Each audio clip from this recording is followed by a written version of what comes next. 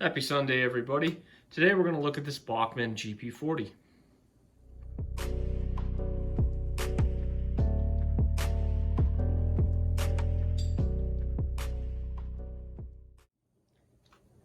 So this definitely has a new level of detail, at least for me, when it comes to Bachmann. I have some older Bachmann models, and comparing them, there's definitely an upgrade in the quality level. The handrails are a bunch thinner on these.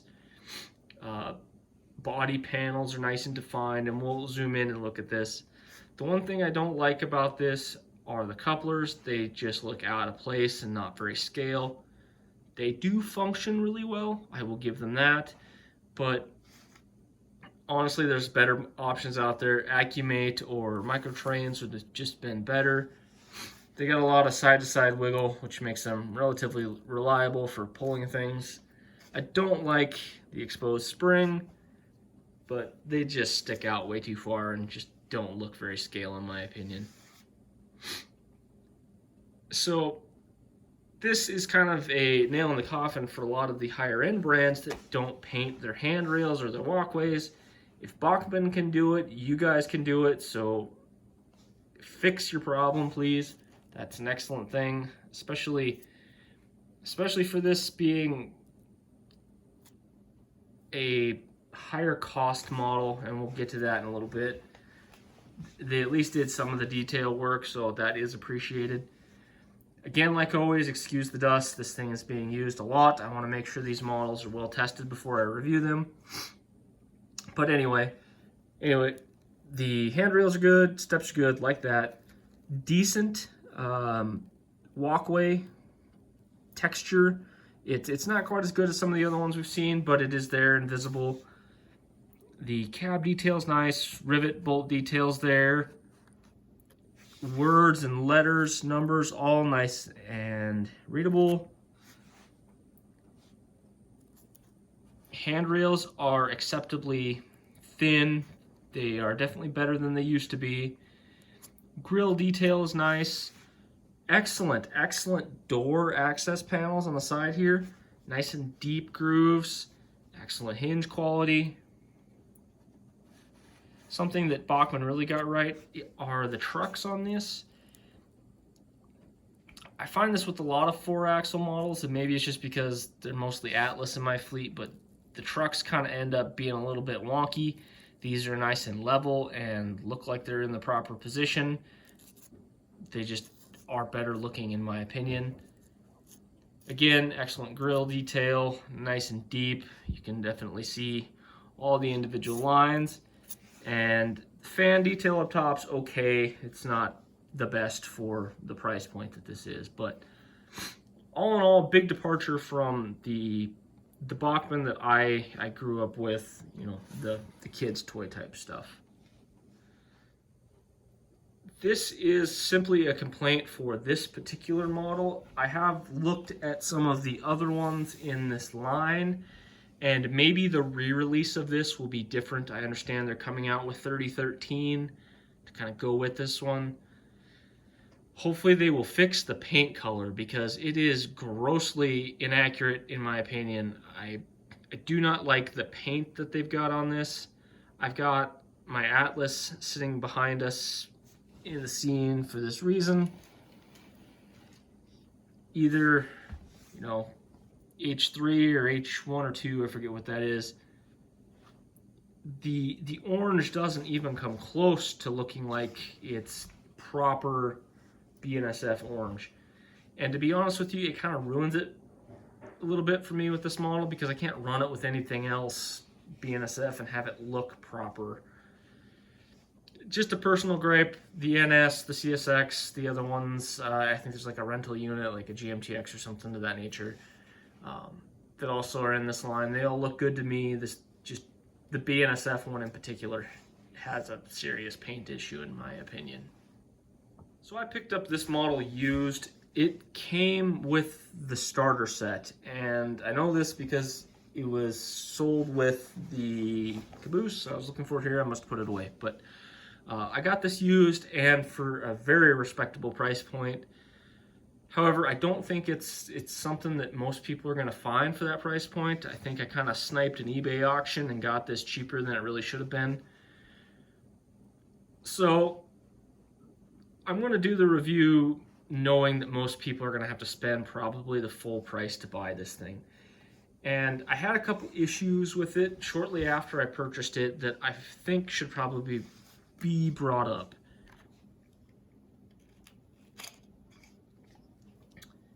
So this is very unconventional in terms of frame design and truck design compared to what I would consider the standard of most modern models. The pickup for the electrical here, they run on the inside of the wheel flanges, and probably realistically a better place to get good electrical connection. And they also directly interface with the frame instead of wipers. You can see them there, and they rub back and forth.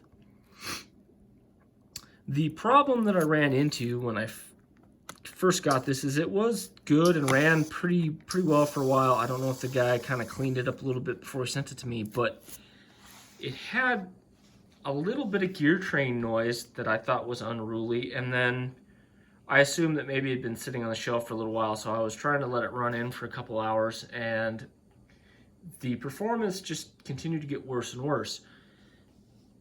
And what I came to discover was it got to the point where it wouldn't run at all. So I pulled the trucks off, and I'm sure the previous owner over-oiled it because the grease that was pre-installed from the factory was probably getting old.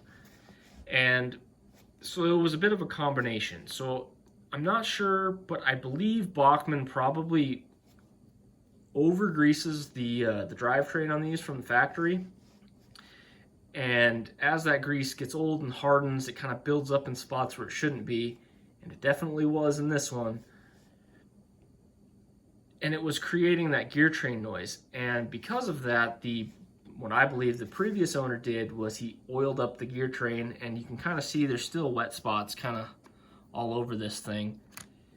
But what that ends up doing, because the pickups are between the wheel flanges and the gear train, instead of on the outside of the wheel set, they're more exposed to that oil, and that oil was getting, direct access essentially to that contact surface, and it was impeding the flow of electricity. So I was having a lot of cutouts, and it just stopped working altogether. I cleaned most of that out and did a proper lube job, got some of that crusty grease out of the drive system there, and so far I've got about 10 to 11 hours of runtime, and I haven't had an issue since. So something to be aware of, it might be over-greased coming new from the factory, so you might need to open it up and do a little bit of maintenance before you keep going with this thing.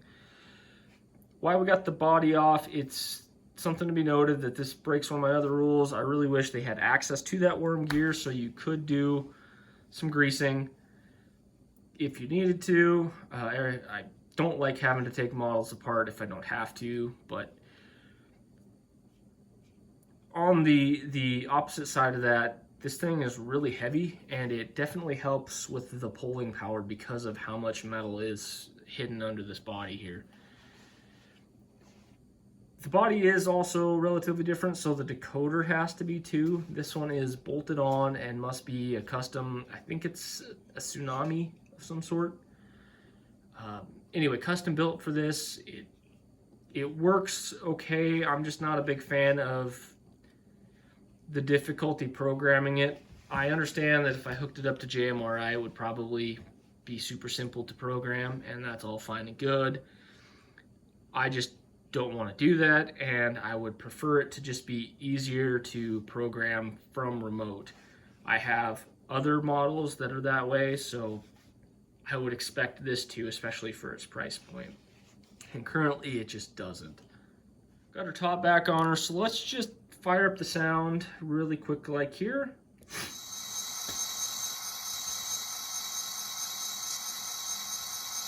Honestly, in my opinion, it sounds pretty decent, other than there is one throttle step that pretty tough on the ears, if I'm being honest, and I don't know if that can be fixed by adjusting stuff. Maybe you can load different sound files. I'm sure you can, but it just, the turbo whine can be a little difficult to deal with for me. Just a personal thing. Yeah, right about there, the whistle is kind of obnoxious.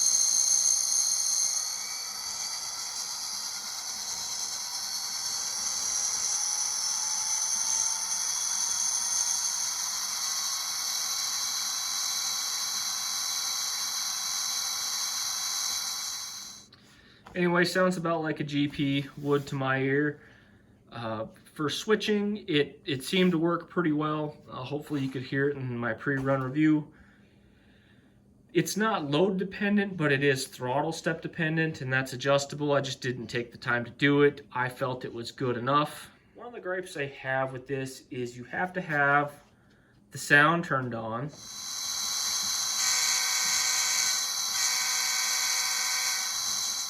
Access the horn. I went over this in my AC6000 review, I believe. I really like to be able to access my horn without having the throttle ripping away as it's going around the layout.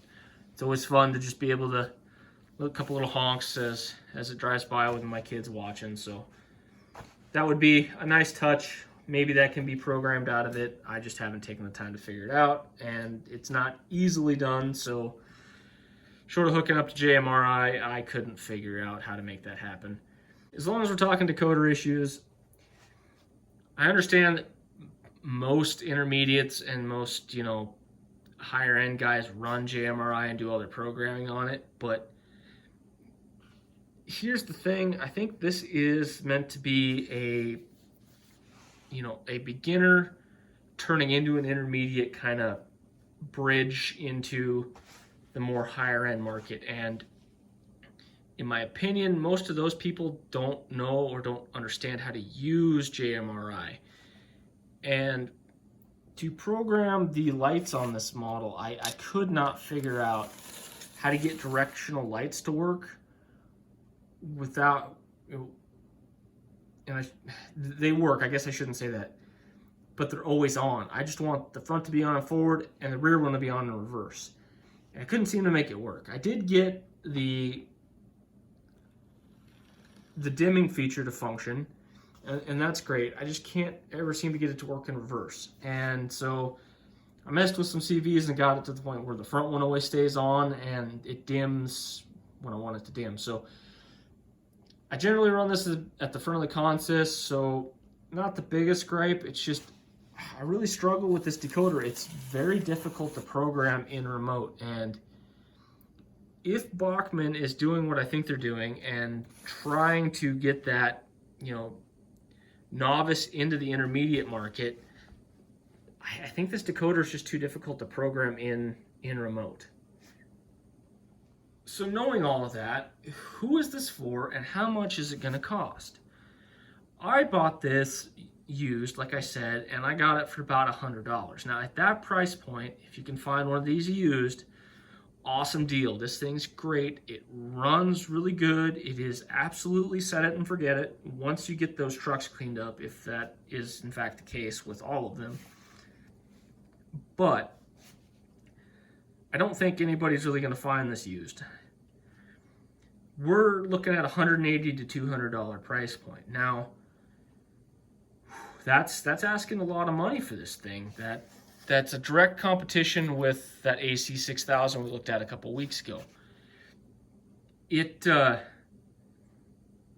just doesn't hold up to that kind of quality standard, in my opinion. Is it absolutely a good model? 100%. And if it was $150, yeah, now we're starting to talk a more reasonable price point. And I realize that just because it's a 4-axle versus 6, there's something in me that thinks that should make it cheaper. I understand that a model's a model and they all kind of cost the same thing to produce. I get that. If the paint was better, if the sound wasn't obnoxious at some points, but was load dependent, and all the other things I like about it were still there, it could pull that $180 price point, and I think it would be good there. But the problem is in my estimation is this is for that novice guy moving into the intermediate. They're used to spending that $150 on a complete set, and you're asking more than that for one engine. And I understand that it has sound, and that adds a level of complexity and cost to it. But that doesn't really matter to that novice person. They're looking for that $120 DCC. So I wish that they made this in a DCC model without the sound, because I don't know if the sound is really what makes this model so much fun, because it is a great runner. It pulls really well because it's so heavy. If it didn't have sound and hit that $120 price point, man alive, I would love to have a whole fleet of these things in different, road numbers and road names, because they're excellent switchers. They're super reliable. Bachmann, please do that. The DC ones are too expensive, and to put a Tsunami in there, they just push them up into that $150 price point, and I think you're missing it again. They're just not detailed enough for the enthusiast level, and the sound isn't good enough in my opinion. So they're falling directly in that intermediate class, and I think that $150 price point's better for these. So knowing that, it's great. If you can find it cheaper than that $150, 100% buy it. You're going to enjoy it. Especially look for some of those other road numbers. They have better paint, in my opinion. The BNSF one just is off and won't look good with anything. But yeah, it's an awesome thing. I got it for a great deal, and I really enjoy it. So only if you can find it on super sale would I recommend this. Other than that, I'm sorry, Bachmann, but price point's just a little too high for me. Anyway, thanks everybody for stopping by. I'm finally getting some of my eBay projects in, so back at some cool stuff this Wednesday, so tune in, and have a good rest of your weekend. Bye now.